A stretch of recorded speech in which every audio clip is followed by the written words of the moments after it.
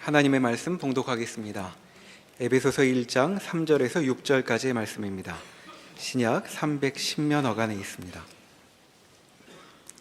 찬송하리로다. 하나님 곧 우리 주 예수 그리스도의 아버지께서 그리스도 안에서 하늘에 속한 모든 신령한 복을 우리에게 주시되 곧 창세전에 그리스도 안에서 우리를 택하사 우리로 사랑 안에서 그 앞에 거룩하고 흠이 없게 하시려고 그 기쁘신 뜻대로 우리를 예정하사 예수 그리스도로 말미암아 자기의 아들들이 되게 하셨으니 이는 그가 사랑하시는 자 안에서 우리에게 거저 주시는 바 그의 은혜의 영광을 찬송하게 하려는 것이라. 아멘. 오늘 에베소서 1장을 본문으로 택한 이유는 이사야 전체에 있는 가장 중요한 핵심되는 내용을 요약해서 두 개의 내용을 여러분에게 꼭 기억시키고 싶어서입니다. 오늘 하려는 것은 율법주의에 관한 것입니다. 율법주의에 대한 이해를 나눔으로써 성경이 말하는 구원이 무엇인지, 우리에게 허락된 인생이 어떤 의미를 가지는지 이사야서가 내린 결론을 우리 마음에 분명히 하고 싶습니다. 에베소 1장 3절 이하에 돌아와 보시면 이 본문의 아주 중요한 핵심은 하나님께서 창조주로서 모든 것을 만드실 때, 특별히 인간을 만들 때 인간을 하나님의 영광을 찬송하는 자로 만들겠다라고 의도하셨다는 사실입니다. 하나님이 목적을 가지고 뜻을 세우시고 의지로 이 일을 이루실 것입니다. 그것은 하나님의 영광을 우리로 항복하게 하는, 감격하게 하는, 그리고 그것을 기뻐하는 자리로 우리를 목적하고 있다는 것입니다. 하나님의 영광을 찬송하게 하는 것. 그것은 우리를 무릎 꿇리는 굴복과 또는 강요와는 전혀 다른, 찬송이라는 말이 그렇듯이 기쁜 마음의 항복입니다. 그 기쁜 마음의 항복은 12절에서는 이는 우리가 그리스도 안에서 전부터 바라던 그의 영광의 찬송이 되게 하려 하심이라 해서 드러나듯이 우리가 하나님의 영광의 핵심되는 그런 존재가 될 것입니다. 그러니까 하나님의 영광을 찬송케 하는 것은 우리로 하나님이 지으신 우리라는 존재의 내용에 대하여 우리로 감사하게, 놀라게, 기쁘게 하는 것이 함축되어 있습니다. 그리고 이 3절에서 6절에 있는 이런 하나님의 의도, 목적, 기쁘신 뜻, 우리에게 받아낼 항복, 우리에게 주어질 영광은 다 매 절마다 그리스도 예수 안에서입니다. 예수 안에서 이 일을 허락하셨다는 것은 우리에게 굉장히 중요한 내용이 됩니다. 예수께서 오셔서 십자가를 졌다는 게 무슨 말인가? 예수를 믿어야 한다는 말이 무슨 말인가? 예수로 하나님이 이 일을 이룬다는 것이 어떤 뜻인가? 그 방법에 있어서, 그 내용에 있어서, 그 구체성에 있어서 중요한 성경의 증언이 되고 역사적 증언이 됩니다. 그리고 우리 모두에게 기독교 신앙은 추상적 개념이 아니라 실체가 되는 것입니다.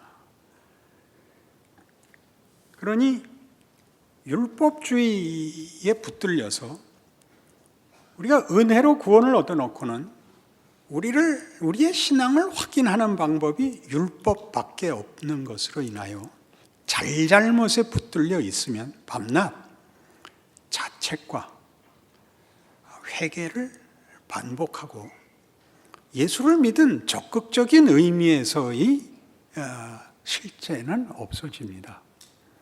율법주의를 논하려고 하는 이유가 여기 있고, 이사야서가 확인한 역사적 이스라엘의 역사를 들어서 우리에게 납득시킨, 그리고 예수 안에서 우리에게 실제가 된 예수 믿는 신자의 지위, 현실에 대해서는 적극적인 이해가 부족하기 일쑤입니다. 구원이란, 여기 제가 말을 만들어 왔습니다. 자격을 획득하거나 또는 안심하는 지경을 지나서 책임과 명예로운 선택과 기회를 가지는 신앙생활의 적극적인 실체여야 합니다. 그것이 구원입니다. 그러나 현실적으로는 우리가 예수를 믿고 난 다음에도 하나님께서 환경을 바꿔주시지 않고 믿지 않는 자들과 동일한 현실을 겪게 하므로 우리가 시련과 고난을 당하기 마련인데, 왜 하나님이 그걸 면하게 해주시지 않고 해결해 주시지 않고 살게 하느냐라고 물으신다면, 그 내용이 환경을 고치는 문제가 아니라 나를 고치는 문제인데, 내가 그 모든 고난과 역경을 하나님이 나에게 만들려고 하는 것으로 극복해야 되기 때문입니다. 우리는 바람에 떠밀려가는 것이 아니라 우리 안에 하나님이 만드시는 실체로 그것을 대적하는 모든 것에 굴하지 않고 이겨내는 실제적인 성숙과 완성으로 나아가야 할 것입니다. 그것이 하나님이 우리에게 만들려고 하는 예수 안에서의 방법입니다. 그리고 그 내용도 부활에서 보이듯이 우리 안에서 사망을 이기는 자리까지 실제로 만들어내실 것입니다. 그래서 빌립보서 1장에 의하면 에베소서 다음이 빌립보서입니다. 사도 바울의 신앙 고백은 우리로 하여금 이 문제에 대한 아주 기독교에만 있는 놀라운 그 이해를 증언하고 있습니다. 빌립보서 1장 20절, 나의 간절한 기대와 소망을 따라 아무 일에든지 부끄러워하지 아니하고 지금도 전과 같이 온전히 담대하여 살든지 죽든지 내 몸에서 그리스도가 존귀하게 되게 하려 하나니 이는 내게 사는 것이 그리스도니 죽는 것도 유익함이라. 세상에서 살고 죽는 것은 무시무시한 차이입니다. 가장 극단적인 대조가 될 것입니다. 그러나 예수 믿는 사람에게는 둘이 전혀 차이가 없답니다. 왜냐하면 그가 살아있음이 가지는 의미는 하나님이 무엇을 담느냐의 문제랍니다.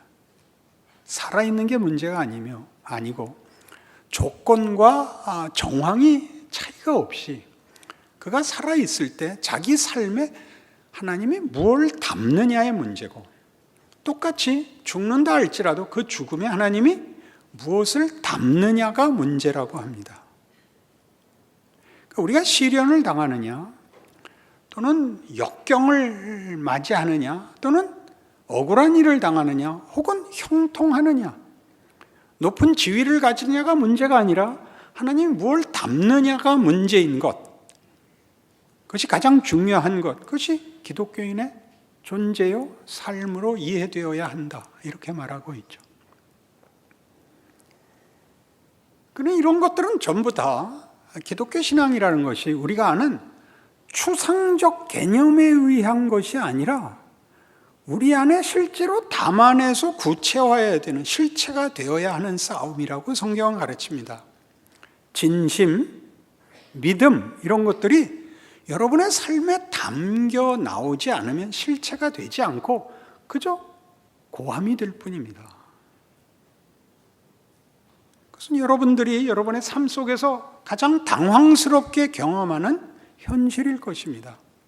믿음과 소망과 간절함이 있는데 왜 하나님이 답을 안 하시는가? 지금 여러분의 조건 속에다 그걸 담아보시라는 겁니다. 못 알아듣는 얼굴이 되었습니다. 그래서 로마서 7장에 가보십시다. 율법이 하는 얘기와 성경이 이 문제에서 어떻게 우리가 얻은 구원이 이 율법의 진정한 해결, 답이 되는지를 한번 따라가 보십시다. 로마서 7장 14절.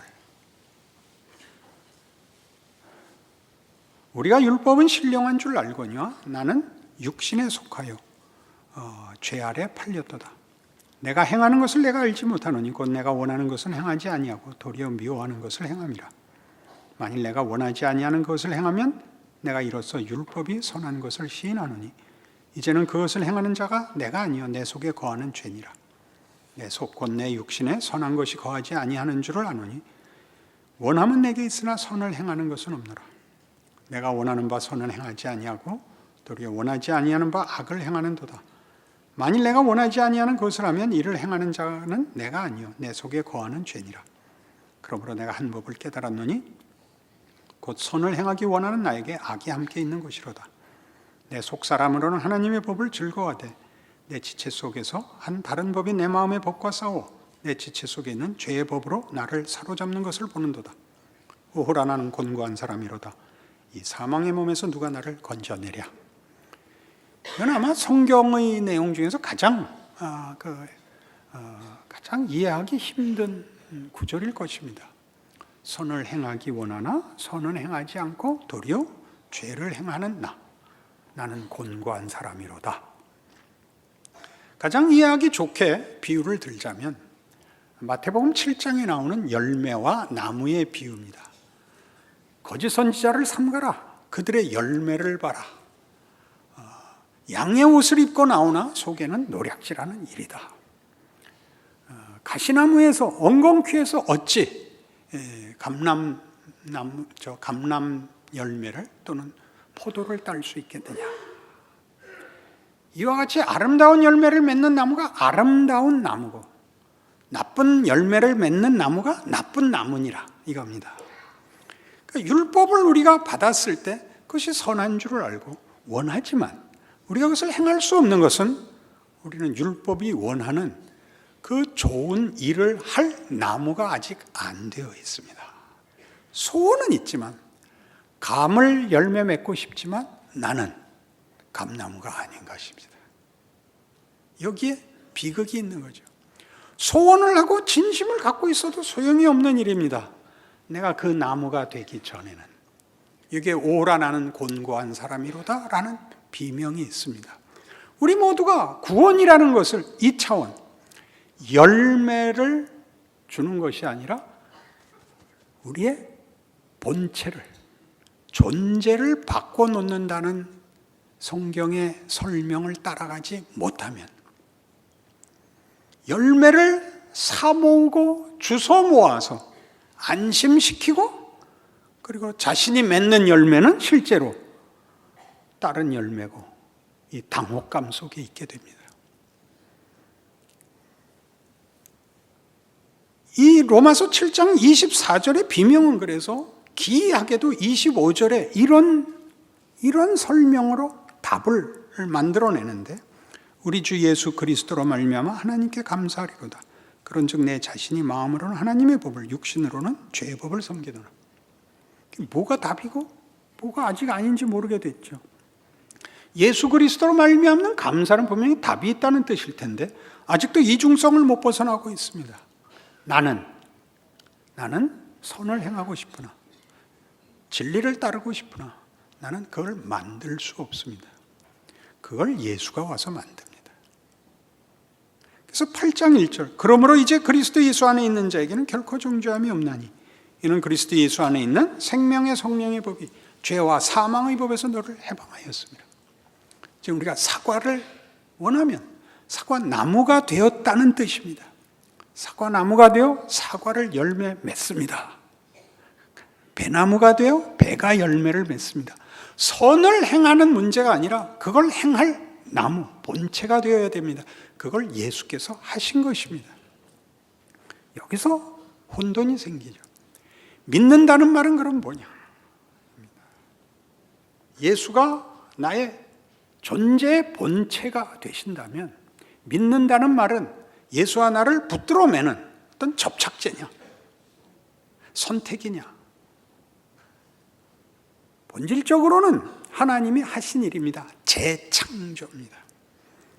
첫 창조가 우리를 하나님의 형상대로 만들었다면 재창조에서는 예수 그리스도를 우리의 본체로 만드신 것이 구원입니다. 그러니 우리는 이제 하나님의 사람이죠. 이런 식에 의해 우리의 본체가 예수다, 믿음으로 가진다 라는 말이 무슨 뜻인지를 고린도전서 1장에서는 이렇게 소개하고 있습니다.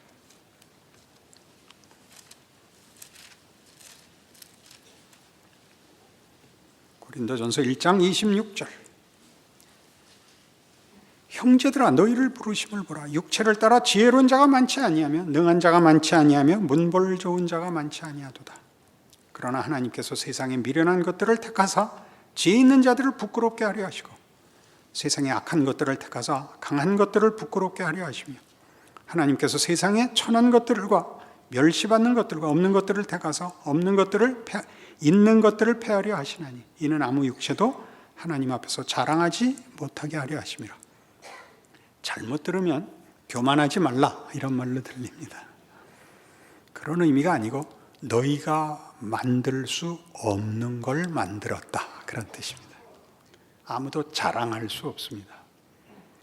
하나님이 우리의 조건과 우리의 소원을 가지고 보상을 하거나 열매를 만든 것이 아니라 창조를 하신 겁니다. 이게 뭐에 나타난다고요? 예수 믿는 사람들이 일반적인 우리의 눈으로 볼 때도 수준에 미달하는 사람이 태반이라는 거죠. 불만이십니까? 이 수준이라는 것은 여러분들이 그토록 원하는 율법주의적으로 따지면 예수를 믿으면 더 좀 나은 사람이 되어야 되지 않는가라는 그것과 연결되어 있습니다. 내가 더 성실하기 때문에, 내가 더 정직하기 때문에, 내가 더 거룩을 요구하기 때문에가 아닙니다. 그것과 상관없이 얻은 구원입니다. 예수께서 자기를 찌른 자들, 자기를 묶은 자를, 자기를 조롱하는 자를 위하여 죽는 겁니다. 우리는 2000년 기독교 역사 내내 유대인들을 비난했죠. 너희는 예수 안 믿었다. 우리는 믿었다. 너희는 개돼지다. 이게 늘 우리를 혼동시키고 있는 겁니다. 은혜에 속한 것이요, 창조에 속한 것이요, 기적에 속한 것입니다. 하나님이 그렇게 하신 겁니다. 그럼 우리는 그것을 은혜로 얻어놓고서 다시 율법으로 자신 안에 근거를 쌓으려 하고 안심하고 확보하려고 합니다. 그러지 말라는 거죠. 우리는 우리의 실력이 이런 율법을 만족시키고 구원을 이룰 실력이 없다는 것을 믿고 난 다음에도 거듭 확인하게 되어 있습니다. 그러나 이 확인을 여러분 지금 여기 한 것 같이 이렇게 아무도 자랑할 수 없다라는 확인으로 오셔서 그 다음 30절과 31절을 명심하셔야 됩니다. 너희는 하나님으로부터 나서 그리스도 예수 안에 있고 예수는 하나님으로부터 나와서 우리에게 지혜와 의로움과 거룩함과 구원함이 되셨다. 예수가 우리의 구원입니다. 내가 구원을 받은 게 아니라 예수가 나의 구원이 됩니다. 하나님이 그를 십자가에 못 박아 우리에게 주었습니다. 그가 나의 구원입니다. 이 구원은 나의 어떤 조건으로도 성립되어 있지 않습니다. 하나님이 예수를 보내어 우리를 구원하시고 우리를 재창조하셨습니다. 예수를 알게 되었고 믿게 되었습니다. 예수 안에서 하나님과 화목하게 되었습니다.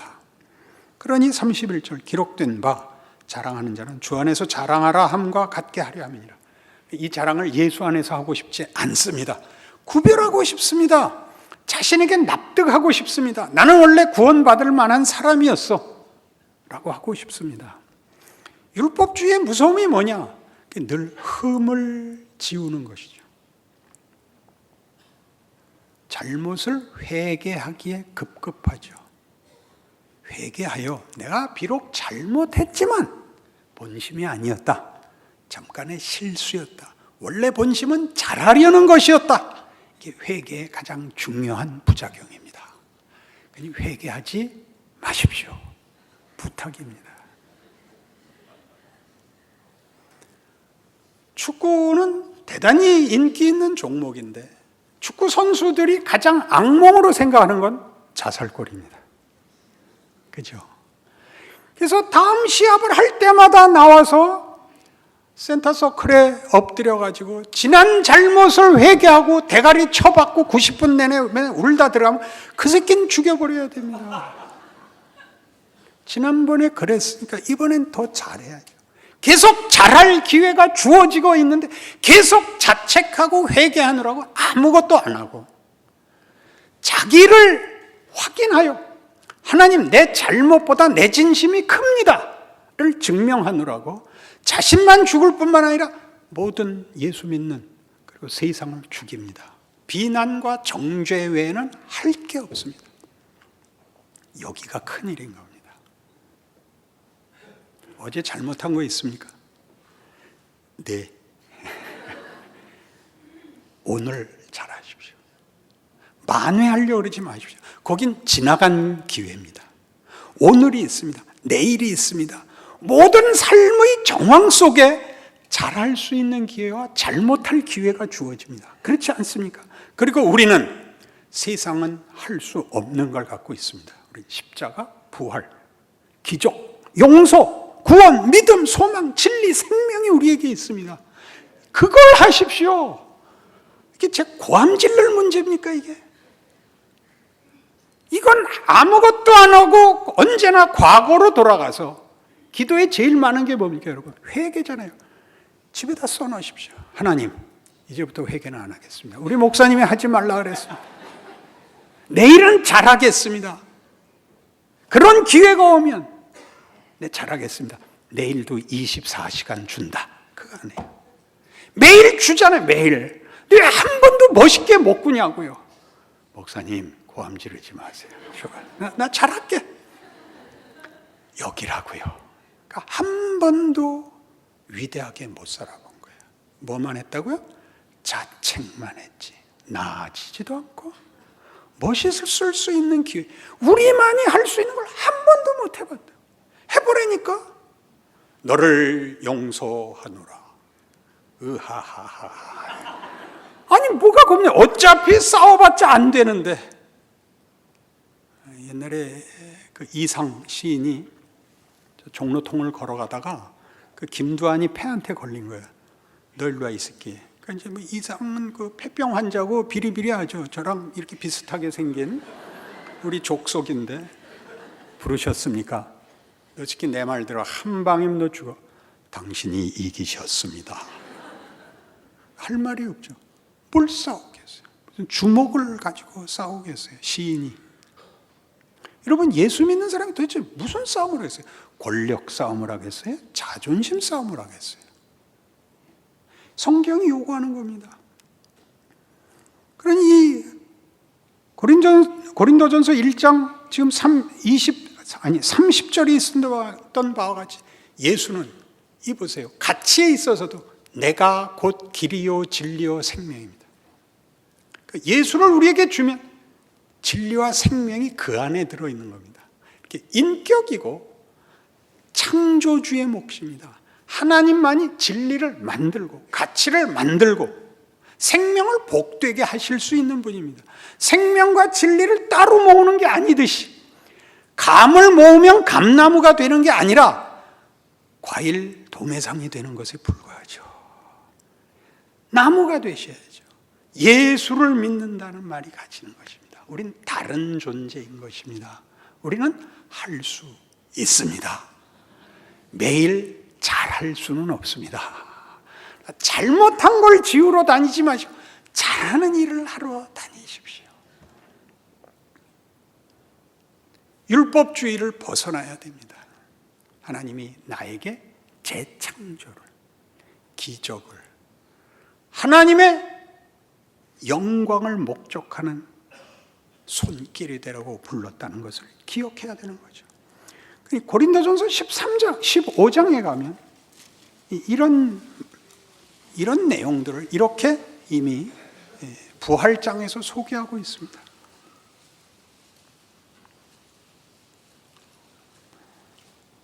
51절 보라, 내가 너희에게 비밀을 말하노니 우리가 다 잠잘 것이 아니요 마지막 나팔에 순식간에 홀연히 다 변화되리니 나팔 소리가 나며 죽은 자들이 썩지 아니할 것으로 다시 살아나고 우리도 변화되리라. 이 썩을 것이 반드시 썩지 아니할 것을 입겠고 이 죽을 것이 죽지 아니함을 입으리로다. 이 썩을 것이 썩지 아니함을 입고 이 죽을 것이 죽지 아니함을 입을 때에는 사망을 삼키고 이기리라고 기록된 말씀이 이루어지리라. 사망아, 너의 승리가 어디 있느냐? 사망아, 네가 쏘는 것이 어디 있느냐? 사망이 쏘는 것은 죄요, 죄의 권능은 율법이라. 우리 주 예수 그리스도로 말미암아 우리에게 승리를 주시는 하나님께 감사하노니 그러므로 내 사랑하는 형제들아, 견실하며 흔들리지 말고 항상 주의 일에 더욱 힘쓰는 자들이 되라. 이는 너희 수고가 주 안에서 헛되지 않은 줄 알미라. 율법은 우리에게 율법을 지켜내 보라고 합니다. 율법이 원래 의도했던 것은 그것을 열매 맺을 수 있는 존재입니다. 마태복음 22장에 기록된 율법사의 질문, 선생님이요, 계명 중에 가장 큰 계명이 무엇입니까? 첫째는 네 마음을 다하고 뜻을 다하고 성품을 다하여 주 너의 하나님을 사랑하라 하셨으니 이것이 크고 첫째 되는 계명이요. 둘째는 이와 같으니 네 이웃을 네 몸같이 사랑하라 하셨으니 이 두 계명이 온 율법과 선지자의 강령이니라. 사랑이랍니다. 놀랍지 않습니까? 우린 못합니다. 예수가 하셨습니다. 예수가 하셔서 우리에게 사랑을 할 수 있게 하셨습니다. 그러니 사랑하십시오. 이김을 주시는 하나님, 누구 안에서? 예수 그리스도로 말미암아. 그게 예수를 믿는다는 뜻입니다. 기독교인이 됐다는 뜻입니다. 우린 다르습니다. 할 수 있습니다. 무엇에 혼란이 생겼다고요? 흠을 제거하다가 원래 해야 되는 걸 못하게 되죠. 원래 해야 되는 걸 하시고 부족한 것은 감수하십시오. 그거 시비 걸지 않을 테니까. 그래서 로마서 13장에 가면 당연한 요구가 나옵니다.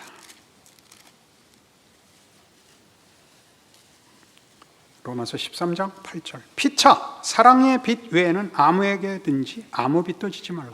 남을 사랑하는 자는 율법을 다 이루었느니라. 간음하지 말라, 살인하지 말라, 도둑질하지 말라, 탐내지 말라 한 것과 그 외에 다른 계명이 있을지라도 네 이웃을 네 자신과 같이 사랑하라 하신 그 말씀 가운데 다 들었느니라. 사랑은 이웃에게 악을 행하지 아니하나니 그러므로 사랑은 율법의 완성이니라.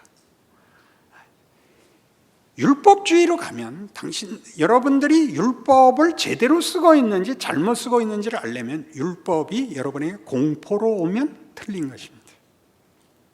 공포의 반대말은 뭘까요? 그렇죠. 공포의 반대말은 사랑입니다. 안심은 공포가 없는 정도고 사랑은 공포와 정반대되는 적극적인 내용입니다. 그렇죠? 근데 왜 매일 앞에 앉으시는 거예요?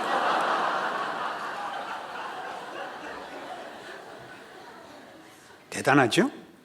공포와 사랑. 아무래도 좋다가 아니라 안심하고 쉽고 단순한 것이 아니라 적극적인 명예와 위대한 모험.